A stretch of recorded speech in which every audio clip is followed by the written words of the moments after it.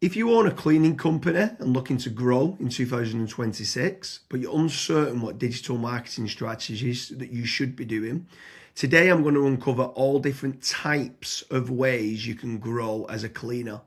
Should you be trying to team up with an SEO agency that specializes in cleaning companies or a PPC agency that specializes in cleaners?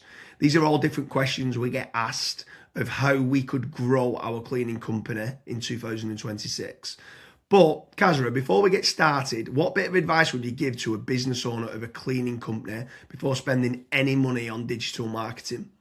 So the biggest piece of advice that I would give to cleaning companies is going and setting up some KPIs. You want to figure out how much money you're spending, where the money you are spending, which channels, how many leads you've generated, what the quality of those leads have been like, have you been able to contact them, and what the close rate is as well, like how many of those leads have turned into paying customers.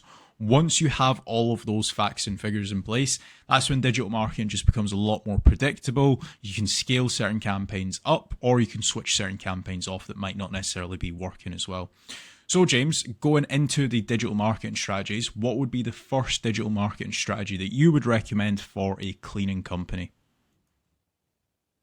So step number one for me has got to be branding or brand SEO and making certain that you're looking good online, you've got a strong reputation. I think everything needs to start, the foundations need to start with a positive kind of brand SERP of who you are and what you do. So a SERP stands for search engine results page, and getting that branding right across the board then can lead on to other things of what you can be doing. It will improve your conversion rate on paid ads or social media. Any leads that you get in, the conversion rate would be good. If at the 11th hour, they're going to decide who you're going to go with, branding, I think, becomes very, very important. So I'd say that's the first thing that people need to get right for all digital marketing strategies. My next strategy is going to be AI visibility. I feel like more and more companies are actually looking into this. So what does ChatGPT, Claude, Gemini, Grok, Perplexity say about your brand or about your business? Is it a positive thing or is it a negative thing? And also trying to figure out what it says about your competitors as well. And obviously trying to improve that's really important. Some people call it AI SEO, some people call it GEO, some people call it LLM optimization. But this is going to be a big thing in 2026 and also in the years to come as well. Yeah, I think that's a huge strategy that people need to be looking at with regards to artificial intelligence. More and more people are obviously using AI.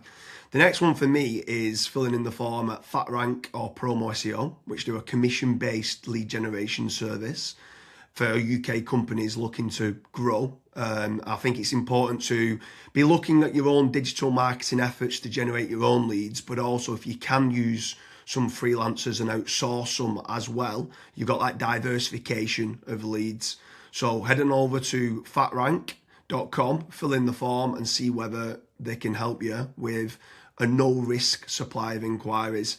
Promise you'll also do a very similar performance-based lead generation service as well that you might want to fill in the form with there, and just double check whether you can go and get a third-party lead generation company to top up and start generating you some leads for your business to grow in 2026.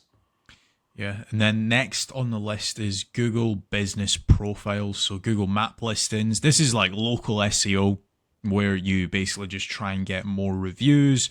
You build out your Google Business Profile in your local area. Now, there's pros and cons to this.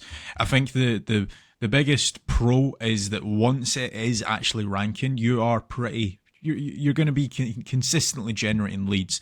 However, to get from nowhere, like let's say you do not have a Google Maps listing at all, to get it ranking to position number one, the issue you've got with that is there might be, let's say, a 60 or 100 review deficit.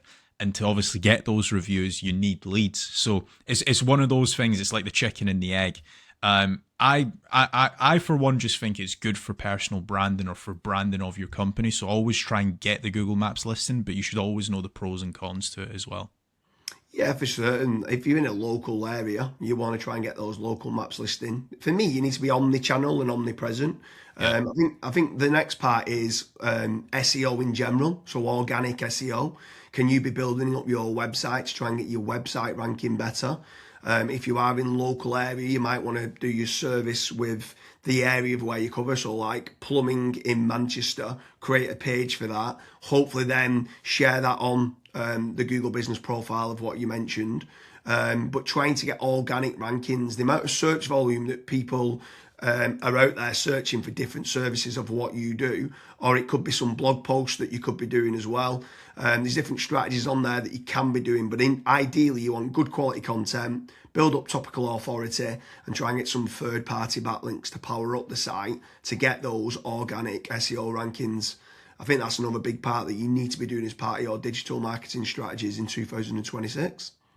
Yeah, and then the next one, which kind of ties back to what you were saying before, James, is obviously organic social media. Now, organic social media, I think it's more of a numbers game. So try to create good content that your audience would actually view.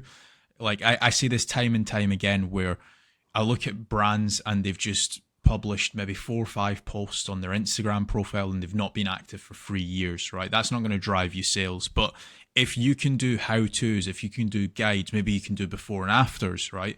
If you can do content like that, that way people will see you on socials and they will actually click to actually figure out more about you, fill in the contact form.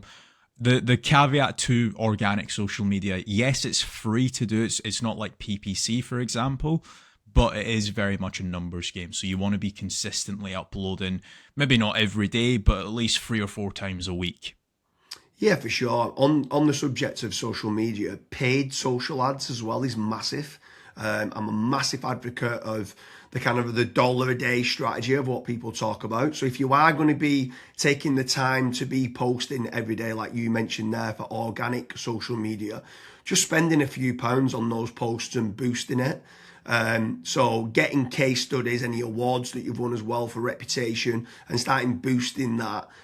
You can also be running retargeting ads. So if anyone's clicked through to your website, you can be running retargeting, which is paid social as well.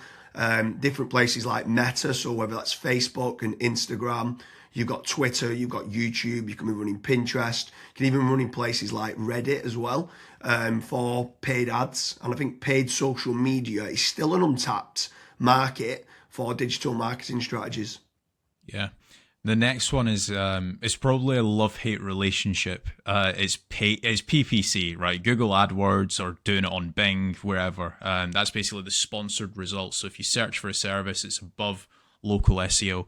Now, I have spoken, and both myself and James, we've both spoken to so many business owners that are either they've spent 10, 15, 20,000 pound on it, and they've not had a single result, or they might have had a few leads and it's just not been of quality. Or you've got other guys that have spent hundreds of thousands on it and they're like, it's the best thing that's ever happened to my business. Now, the reason why people are either they absolutely love it or they absolutely hate it is probably down to how it's been set up. Like there's so many different nuances to PPC. Like for example, having a really proactive negative keyword list, making certain that you have a set of banned IPs. Like, for example, your competitors could be clicking on your ads, and that's deemed as what's called click fraud. Making certain that you've got a high converting landing page, making certain that you KPI your sales team.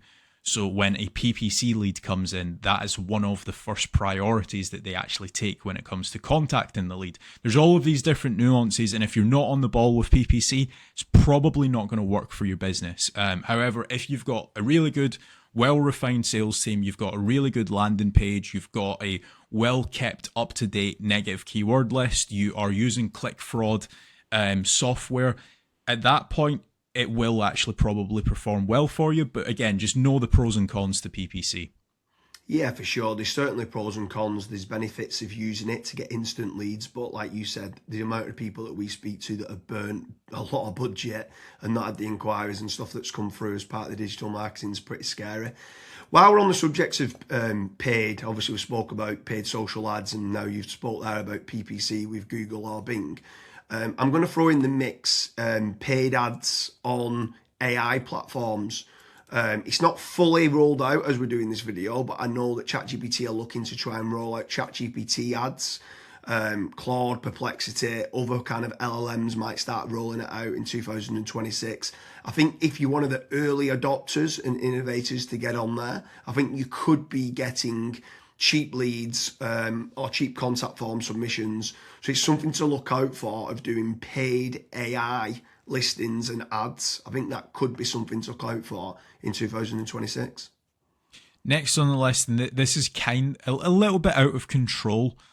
You do obviously have like forums that you can get your brand mentioned in, like for example Reddit and Quora. That very much comes down to the after fact, like where are your customers that you've been dealing with previously, are they actually raving and shouting about you? If they are, then that's a very good resource of getting other people recommending you. So if you can get that, again, it's a little bit out of your control, but asking for reviews, asking for them to recommend you to friends, to people, that can obviously generate you a decent amount of leads and inquiries as well. Yeah, for sure. And the add-on benefits to places like Reddit is that it's getting cited so much now in the AI overviews.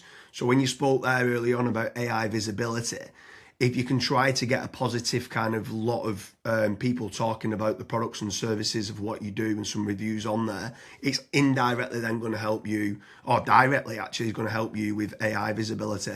And then the last one for me is tradesman websites. So like Check a Trade, Bark, or teaming up with a third party lead generation company.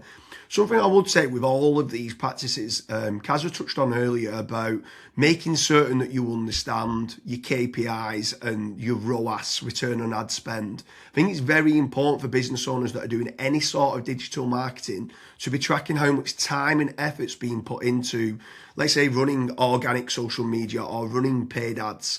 Everything should have KPIs put in place. And this is exactly the same then with tradesman websites like Check a Trade, Bark, Rated People, My Builder. These could all be amazing platforms to generate leads that could get you a positive return on investment. And if you do, you should continue to be using those platforms. There's certain lead generation companies out there as well that could generate you quite a lot of leads. They could be using organic SEO or PPC or social media ads to generate you those leads. But if they are getting you a positive return on investment, again, I'm all for it as part of your digital marketing strategies. But I just want to repeat one more time with regards to FatRank and Promo SEO. They do lead generation and they guarantee a return on investment. It's a commission-based lead generation service or performance-based lead generation service. So make sure you head on over there, fill in the form. That could just be one part of generating leads of many. You should be trying to generate your own. You should never have a single point of failure, and you should be trying to get that diversification. But make sure you head on over to Promo SEO or FatRank lead generation service as part of your digital marketing efforts in 2026. Thank you very much, Kasra.